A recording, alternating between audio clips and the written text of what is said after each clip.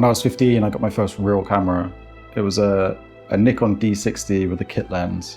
And I never wanted to be a photographer. I just wanted to document what me and my friends were doing riding BMX. I spent all my time at the skate park in the woods, building jumps, trying tricks, and I just wanted to capture all of that. Eventually I met some local pros and started taking photographs of them. And some of these photographs started making their way into magazines. And this was mainly down to some really supportive friends. I'd give a shout out to Mike King, Ben Green, just the whole of the UK Southeast scene. I loved it and I was fully hooked. I got to travel around Europe, places I'd never been. And I started to take photography really seriously, and it became my thing. But life has a way of taking unexpected turns, and I was changing my portfolio site every week.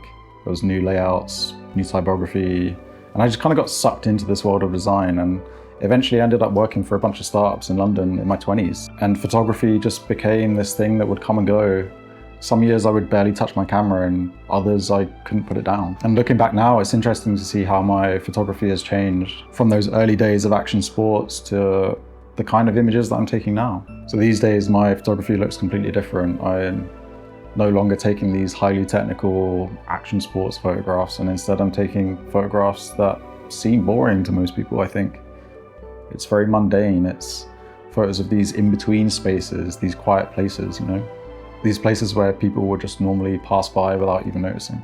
I also mainly shoot black and white now, and I find it really helps me understand my composition, understand the light better, and overall it's more of an accurate representation of what I'm seeing. There's something about stripping away the color that really helps me focus on that final image and that feeling of a place.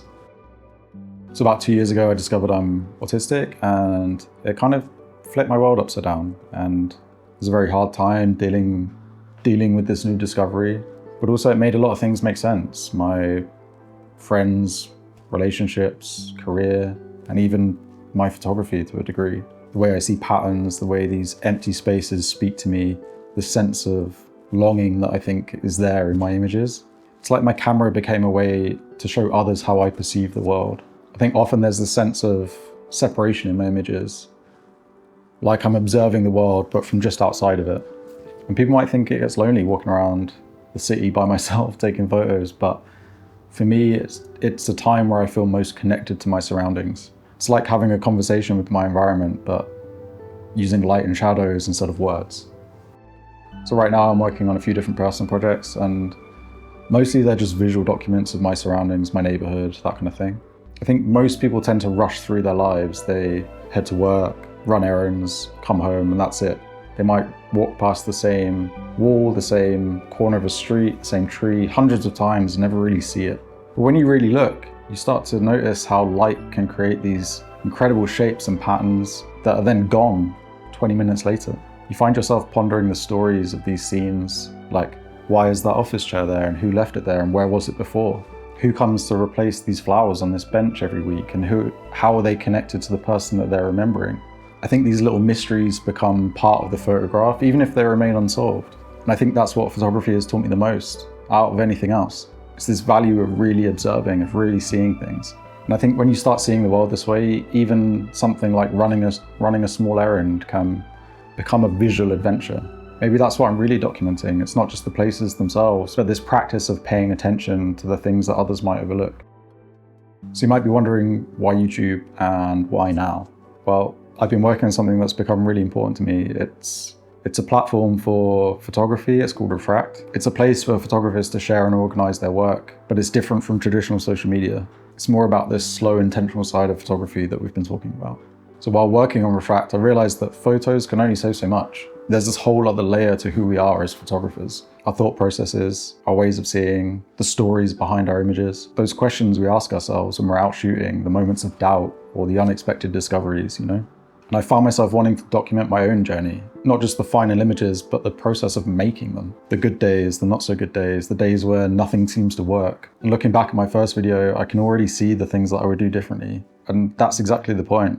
We're all learning, we're all growing, we're all trying new things. In 10, 20, 30 years from now, I want to be able to look back and see how my perspective has changed. Not just through my photographs, but through these conversations I'm having with myself and now you. I want to think of this channel as a visual diary, a place to talk about photography, document projects, and just connect with others who think and feel the same way that I do. So what can you expect from future videos?